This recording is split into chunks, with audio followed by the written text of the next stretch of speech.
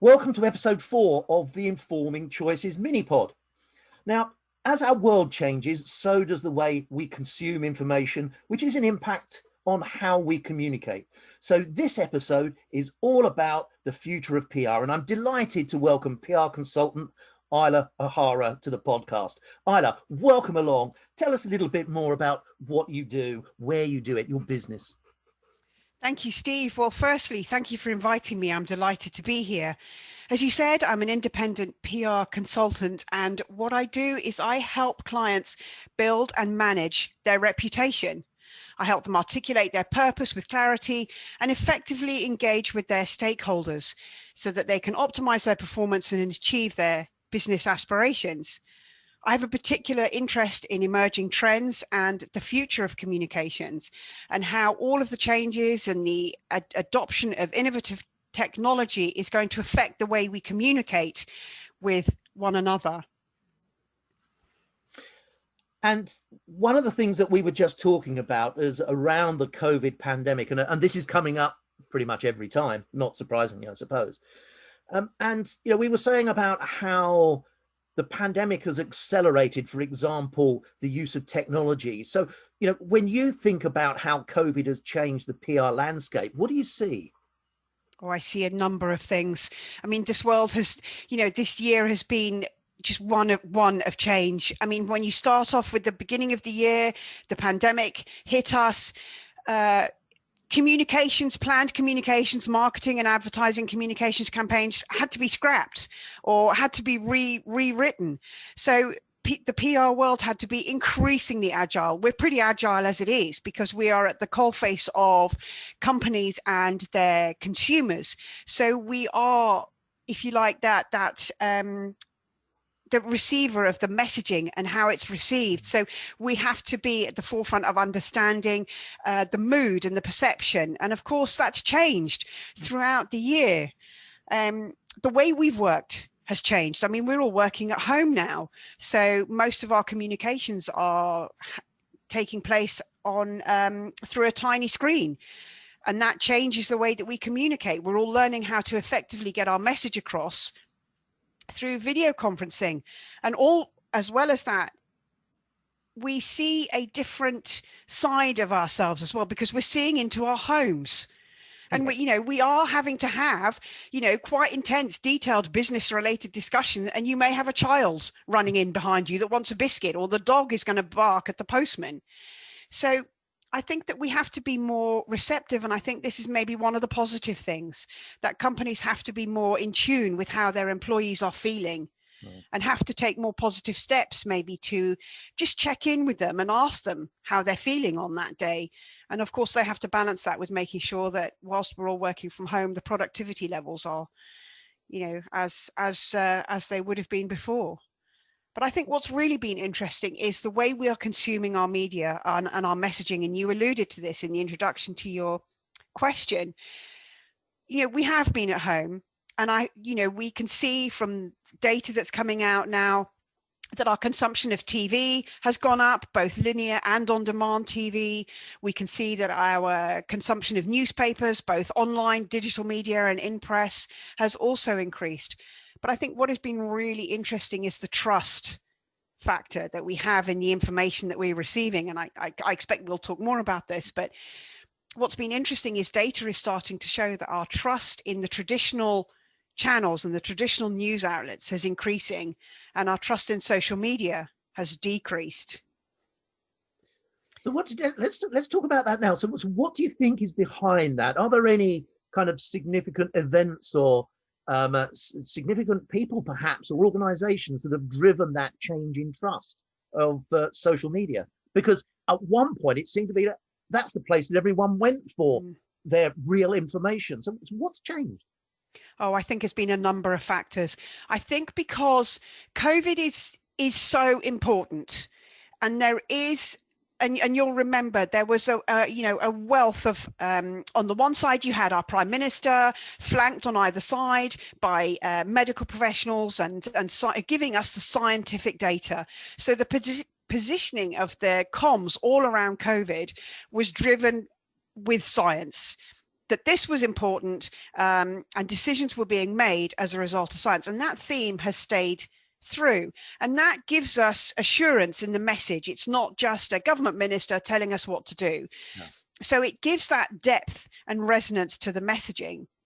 You know, we've never had daily briefings like that before in peacetime. So that was new. Alongside that, we had social media who were, well, blamed, really, I think, for a lot of the misinformation that was being communicated about COVID. And I think that we may see this with the advent of the vaccines coming in. And we're already seeing ministers and government officials saying that we have to counter the negativity around vaccines. So I think the information and how we receive it and the trust that we put into the messaging that we're given and the people that are delivering. And I think that's the other thing that has changed. It's not necessarily so much about the news outlet anymore. We are seeing increasingly, it's actually about the person who's delivering that message. We're seeing journalists consistently commenting on the same type of news feed. So we get to trust that journalist. We know that that journalist is an expert in their field, and we come to trust in that. And in a world where there is an awful lot of misinformation, you know, how do we know that the information we're getting is correct? And I think that we have to go back to the established and traditional news channels. So does that play into how you might think PR strategy and execution in the future might evolve? How might things look similar to what we see now, and how might things look different? I think that the trust that we have in traditional news channels will stay. The relationship that particularly PRs have with individual journalists can only deepen. We've seen that deepen during the year. You know, we work together. They need the information and we can provide that information. I think that what definitely will happen is the use of data-driven insights, so that we will be using them to inform the type of messaging that we are developing, and we'll also be using a lot more to evaluate the impact of that messaging. I mean, there is no doubt that the world, digital media and the advances in technology are making communications and the channels that we're using a lot more complex. This is compounded by the speed at which news travels. I mean, everyone has the devices. I mean, I think I was reading this morning that more people in the world will have a mobile phone than will have access to running water and electricity. Such is our reliance on technology. So that news alert that comes through on your phone, that's what you're going to believe. But I think for me, one of the huge considerations, if you like, is going to be this element of trust. Mm. This factor of honesty and transparency. You know, we're not all going to get it right all of the time, but I think if we explain how we've reached that decision, that we communicate with empathy, if you like, you know, we do put people at the heart of our communications, because we are going to be communicating to people. You know, we're not going to be communicating to robots, clearly, in the same way. And I think that we have to keep honesty and transparency, accountability and authenticity at the heart of our communications, because at the end of the day, consumers are savvy. You know, they are intelligent. They're going to know if they are not getting the right information, if there's flannel or waffle. And I think that consumers themselves are going to be very critical of companies who don't, if you like, want of a better expression, walk the talk. Yeah. If they say they're doing something, they need to demonstrate it. They need to do that. They need to live by the principles that they're vocalizing. Yeah. Sounds like you're really saying that authenticity is really important. And yet one of the things that I've been talking to other people about recently is how difficult it is for government at the moment to be truly authentic and open about some of the things that they're trying to do around COVID. Because if they say something as a fact and it's proven to be wrong by external events, then they get crucified for doing that by the media as well. So there's a kind of an inbuilt system reluctance, I think, to sometimes be as authentic as perhaps it would be ideal if people would be. It's like the whole system needs to change about how it regards authenticity. No, I think you're right. And I think that it's interesting when you're analysing the government messaging at the moment, because you've got people already now. I mean, when this goes out, we've got 2 weeks to the end of national lockdown on the 2nd of December. Media and we are asking, are we going to come out of lockdown on the 2nd of December? And I think that this is where honesty comes in, because we don't know. And I think that for me, it's been refreshing that ministers have been saying the data isn't available yet for us to be able to make an informed decision. And they've stuck to this theme throughout. And I think that has been a good thing. They have relied on the data, and yes, we need to make decisions and we all have to prepare, and we need notice in order to be able to prepare. And there is always going to be that balance. And I think that this is where the honesty and the transparency and the communication helps with trying to be authentic in your messaging, because it's difficult. We don't know. No, that's right. Not knowing is a very difficult message to sell and to believe, I suppose, isn't it? One of the things that I wanted to touch on as well is has demographics, and how evolving demographics is kind of influencing PR strategy and execution, and particularly into the future. What are your thoughts there? Oh, this is really interesting, because for me, we're living in a world where there is an increasingly older generation. And that older generation is staying in the workplace longer. Alongside this, you have a rising generation of younger people who are entering the marketplace. And also they're entering the marketplace a few years later than in previous generations. So you have that compounded by the fact that the younger generation are very digitally savvy. Just not in terms of their knowledge, but also almost in their demand to be using technology. If they see a particularly process-driven operation, they're going to be at the forefront of thinking, how can we make this better? How can we streamline this? How can we work more efficiently, not necessarily harder? So you have the two ends of the spectrum. And I think what has been interesting is that for those members of society, whether they be older or for whatever reason, struggle to adopt the new technology, they are at risk of becoming disenfranchised. And I think that, as a society, we have a role to make sure that, that doesn't happen, or that we mitigate the effects of that. So I think moving forward, it is going to be very interesting. But I think that this, for me, has been one of the big interesting elements and the impacts of COVID, in the sense that the older generation this year, because of COVID, we've seen a rapid uptake in their willingness to learn the new technology. They are more open to Skype and Zoom because they see the value of it and they see the importance. So their knowledge and adoption of new technology, I think, has grown fast this year.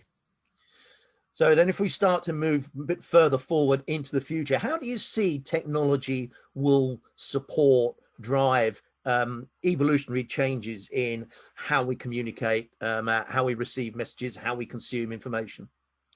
I think there is no doubt that the rapid advance, particularly in artificial intelligence, will have a significant factor in communications and, well, the whole organizational decision-making process and how we communicate that.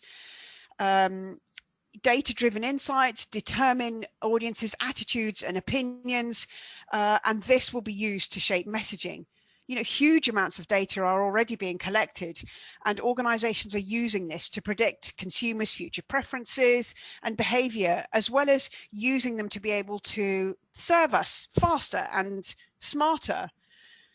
But on the slightly negative side of that, organizations can use and influence and manipulate consumers subtly and covertly and lead them to a place they may not have chosen to go had they not had access to the intelligence that comes from that data. So I think in public relations, we're in the middle of that space. We utilize the power of persuasion for a range of areas, including sales, service uptake, political campaigns, behavior change, and compliance. So profiling people for their data for improved communication and messaging and delivery, targeting, if you like, is relatively easy, but a huge area of controversy. And I think on top of that as well is almost the potential for misuse of legitimate AI assisted tools to misinform or even disinform. And I think, you know, how do we use this information?